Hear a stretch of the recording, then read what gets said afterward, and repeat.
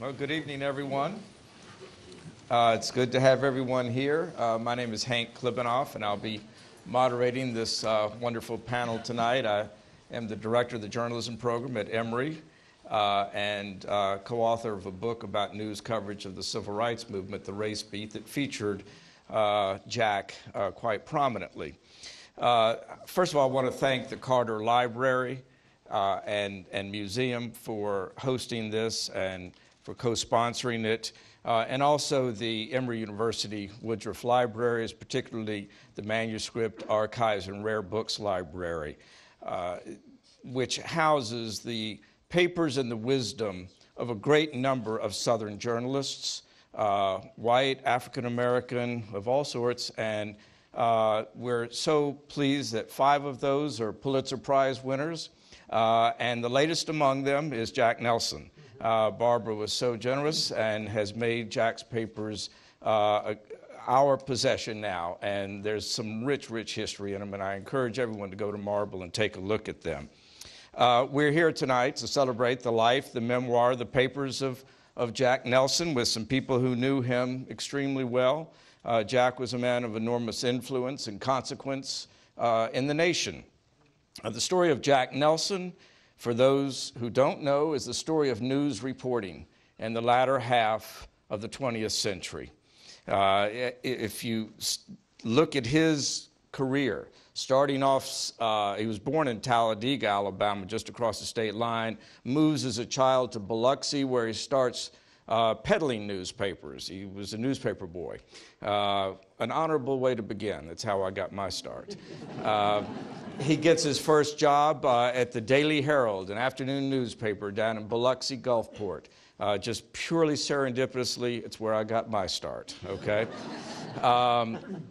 He portrays himself quite openly as a very gullible reporter. And I certainly hope that when you've bought the book and you've had a chance to look at it, you'll be as entertained as we were by some of his early stories of falling for ruses and having great faith that everyone was telling him the truth. As you find out later, they weren't always telling the truth. Of course, he then begins to develop a reputation as a very tough, hard-nosed investigative reporter, which gets him beat up a couple of times and sends him fleeing to the Atlanta Constitution, where he continued to get beat up. He did some just breakthrough investigative reporting that we'll hear about tonight. But beyond that, he was just a terrific gumshoe. He was just a great reporter. It's easy to overemphasize just that it was investigative. His career was also about standing for the First Amendment, and he worked with a number of organizations, helped create a number of organizations that to this day are still quite prominent. The Reporters Committee for Freedom of the Press, the Student Press Law Center, all of which have Jack's imprint on them. I want to say one last thing here, and then we're going to start talking, just tell a little story. As many of you know, Atlanta and the World lost a great editor this week when Gene Patterson passed away down in St. Pete. Gene had been the editor of the Atlanta Constitution when Jack was here. And Gene once told the story about Jack being a reporter and a celebrated reporter when Gene got a call from the publisher of the Los Angeles Times, Otis Chandler. And Mr. Chandler said, "Gene, I'm thinking that the Los Angeles Times wants to set up shop in Atlanta. You've got a big story brewing there in the South, the civil rights story and the emerging South, and I need a reporter to staff that bureau in Atlanta for the Los Angeles Times. You got any good reporters?" And Gene says, "You know, Mr. Chandler, we've got tons of great reporters." And he started listing all these great reporters, and he purposely left off the name of Jack Nelson. He wasn't about to give him up. And a week later, Otis Chandler hired Jack Nelson. That's how Jack got to the Los Angeles Times, did great work here in Atlanta. He brought investigative reporting to the civil rights story, which was elevated to an all-new level, moves to Washington as head of the Washington Bureau. Now, LA Times did not have a great imprint in Washington until Jack got there. I'm not saying it had none. It didn't have anything like what it would have afterwards. When he got there, it had 17 reporters. When he retired, they had 57. And so I called the Washington Bureau of the Los Angeles Times the house that Jack built. Okay. I'm going to turn now to our wonderful guests. We have Barbara Matusow, Jack's wife, who took on completion of Scoop. It was about 80% done. The Atlanta parts, the southern parts were pretty much done. And she finished it, she polished it, and she turned it into it's a spectacular read. Everyone here knows Jimmy Carter, former state senator.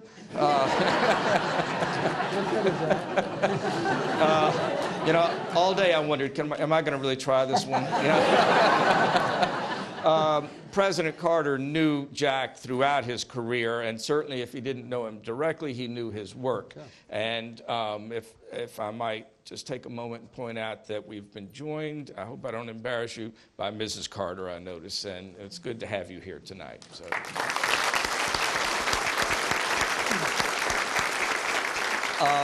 And Ambassador Andrew Young, who certainly is part of the movement that Jack covered, was the subject of stories that Jack would have written as ambassador to the UN. Jack would have covered him, and certainly as mayor of Atlanta, Jack got to know him. And it's a real honor to have you here as well, Ambassador Young.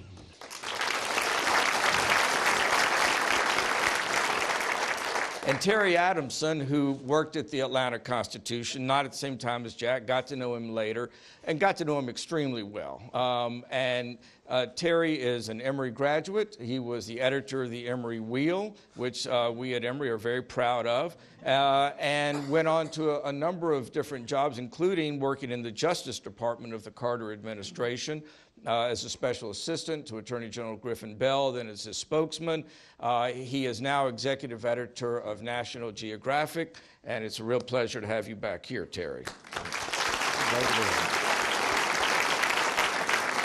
So I'm going to start with Barbara, and just because I think I want her to tell us, what is it like?